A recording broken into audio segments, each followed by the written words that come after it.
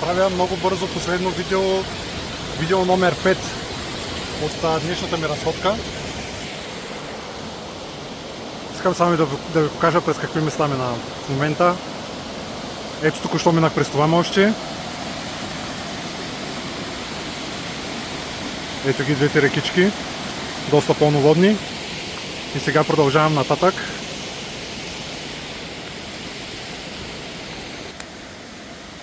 Тук сме около 500 метра надолу по реката и минаваме по следващото мостче.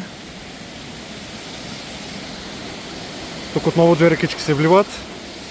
Ето го мостчето.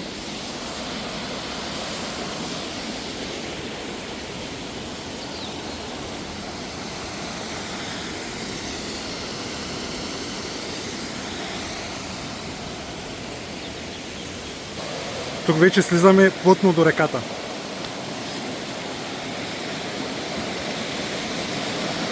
И искам да ви кажа, че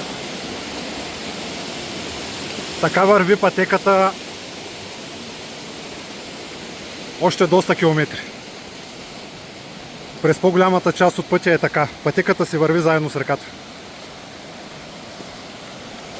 И само да ви покажа, за да не се чудите защо вече говоря малко по-тромаво.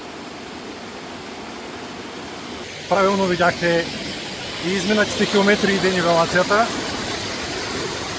За хората, които веднага ще напишат коментар, че съм луд. В момента нямам аргументи да ви оборя, но искам да кажа две неща.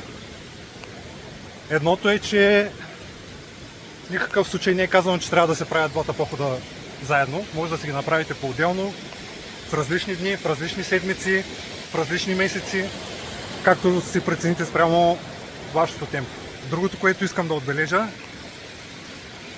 е, че човек, за да се развива, е много полезно да предизвиква себе си. Това е моят начин да предизвикам себе си. Така човек най-лесно натрупва увереност и по-лесно се справя с проблемите и с трудностите. Ако изпитвате някакви затруднения, потърсете вътре в себе си начин да се справите с тях по траен начин. Ако не успявате, свържете се с мен на yourpotential.net и аз ще ви помогна много бързо да влезете в крак. Приятна вечер от мен!